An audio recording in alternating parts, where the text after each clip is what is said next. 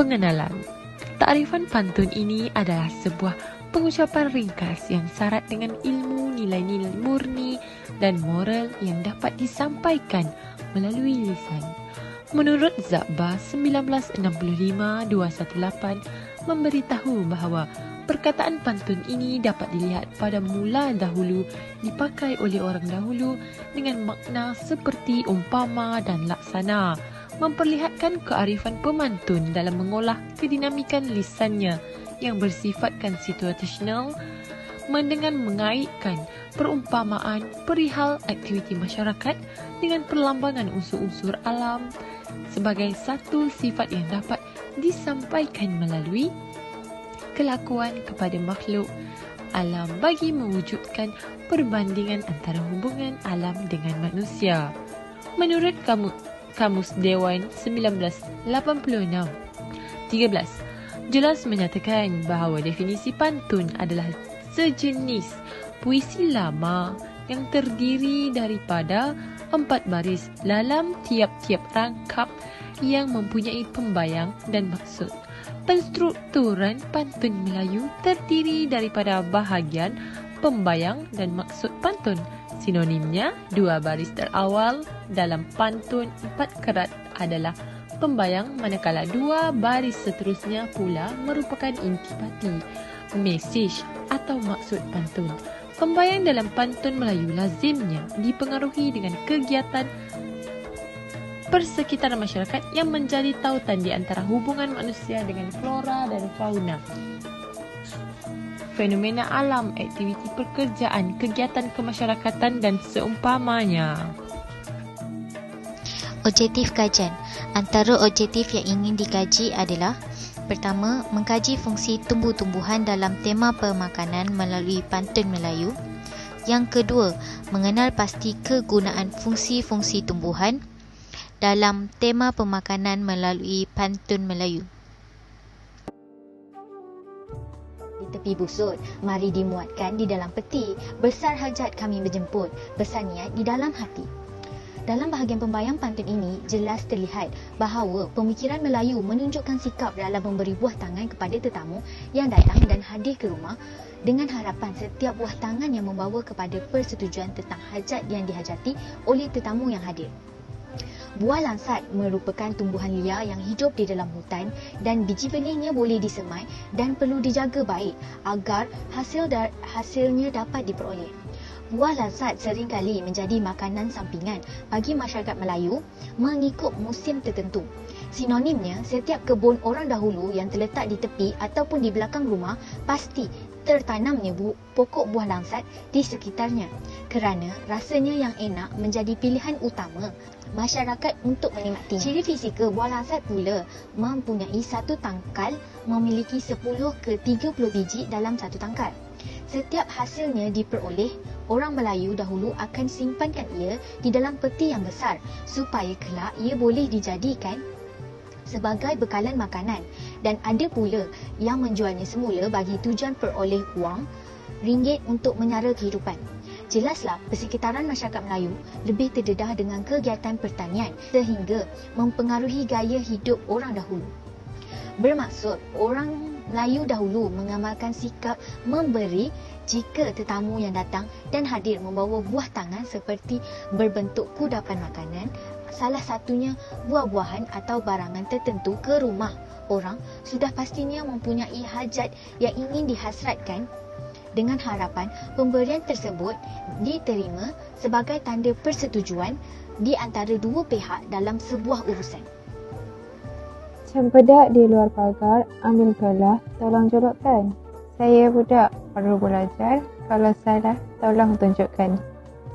Pantulan-pantun yang diberikan membawa kepada bait-bait kata dalam pantulan lama yang biasa didengari.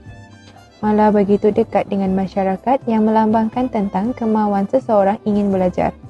Masyarakat dahulu mentafsirkan bahawa cempedak di luar pagar ini membingkis kata bukan saja maksud itu membawa maksud yang tersurat dan tersirat.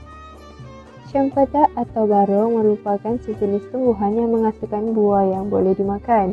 Buah cempedak banyak dijual di pasar-pasar termasuk pasar tani dan pasar sayur. Pokok cempedak cepat tumbuh dan pokok bersaiz sederhana mampu menghasilkan buah yang banyak. Kayunya bermutu baik, kuat dan tahan lama, sehingga kerap digunakan dalam pembinaan bangunan perabot atau perahu. Orang terdahulu memiliki kata bukan sahaja maksud itu membawa makna yang tersurat dan tersirat, malah juga ianya mempunyai rahsia. Seperti sedia maklum, buah cempedak mempunyai aroma yang kuat dan ianya mampu menarik minat musuh atau pemangsa untuk mendapatkannya.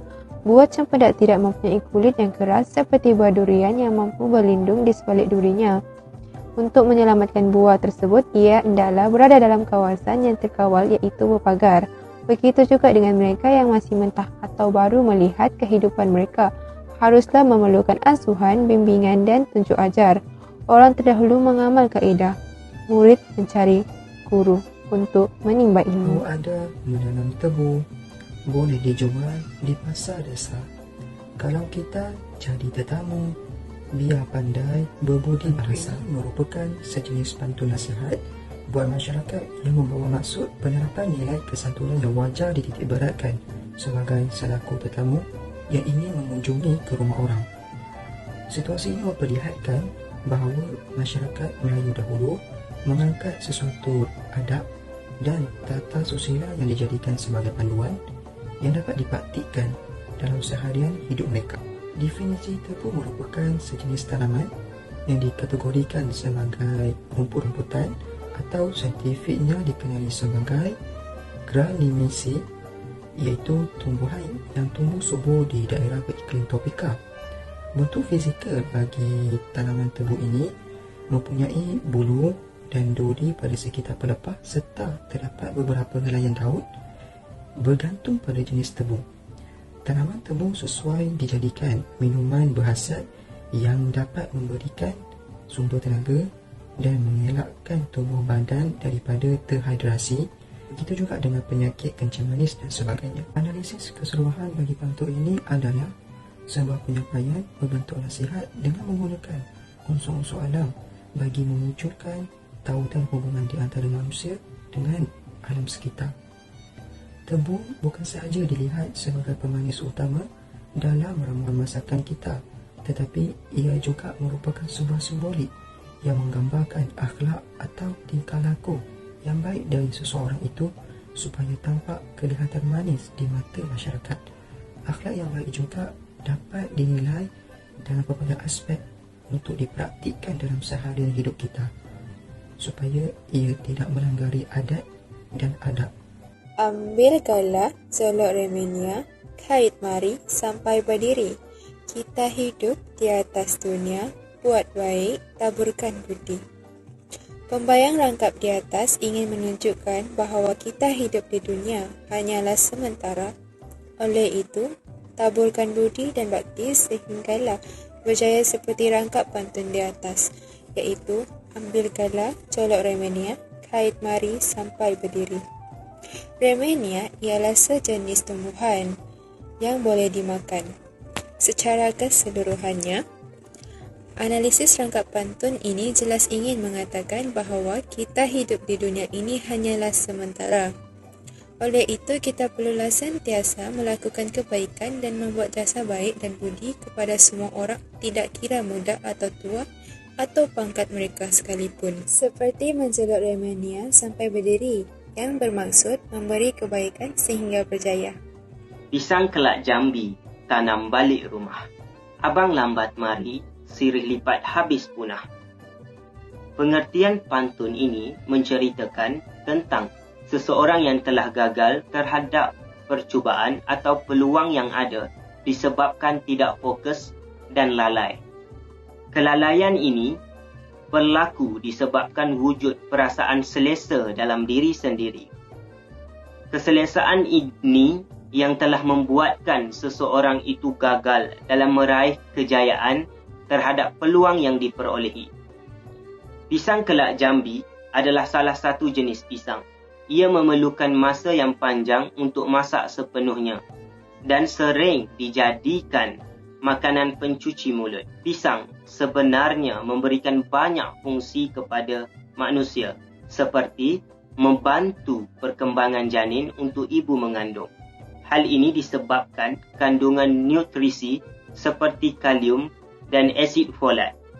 Selain itu, pisang juga kaya dengan kandungan vitamin dan mineral yang penting.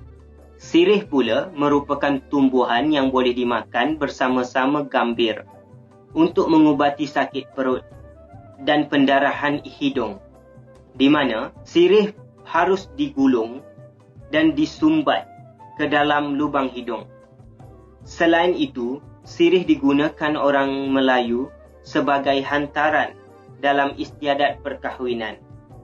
Secara analisisnya, penggunaan tumbuhan pisang kelat Jambi adalah melambangkan tentang prinsip masa, iaitu pisang memerlukan masa yang panjang untuk masak sepenuhnya, dan ia berkait dengan kesilapan abang yang telah terlambat dalam rangkap yang ketiga. Manakala penggunaan tumbuhan sirih pula melambangkan sikap manusia yang perlu teliti dalam melakukan sesuatu perkara supaya mampu memperolehi hasil yang baik.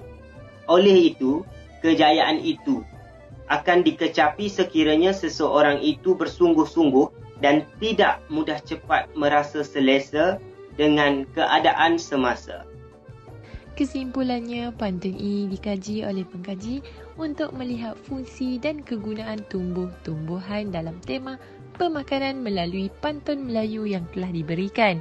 Selain itu, pantun ini dikaji untuk menerangkan maksud yang terdapat di dalam setiap rangkap pantun dan kaitan dengan tumbuh-tumbuhan dalam tema pemakanan. Kiasan yang digunakan oleh pengarang ketika mencipta sesebuah pantun dalam menyampaikan sesuatu mesej baik berupa nasihat maupun teguran, sindiran dan sebagainya kepada semua masyarakat adalah sesuatu perkara yang banyak memberi manfaat dalam kehidupan seharian, baik pada flora dan juga fauna. Unsur-unsur alam ini digunakan di dalam pantun telah mencerminkan budaya yang sebenar sesebuah masyarakat kita. Pengguna unsur-unsur alam di dalam pantun bukan sahaja kerana pengarang ingin berhias, tetapi mereka juga menginginkan pembaca merasai kecintaan pengarang terhadap alam dan keindahan alam semesta di saat pembaca membaca pantun tersebut. Keindahan alam yang terdapat di dalam pantun bukan sahaja dapat merehatkan minda pembaca, tetapi juga dapat mengembangkan pemikiran mereka ke arah yang lebih mendalam. Lagi-lagi apabila mereka mengkaji maksud dan kiasan yang terdapat di dalam sesebuah pantun tersebut.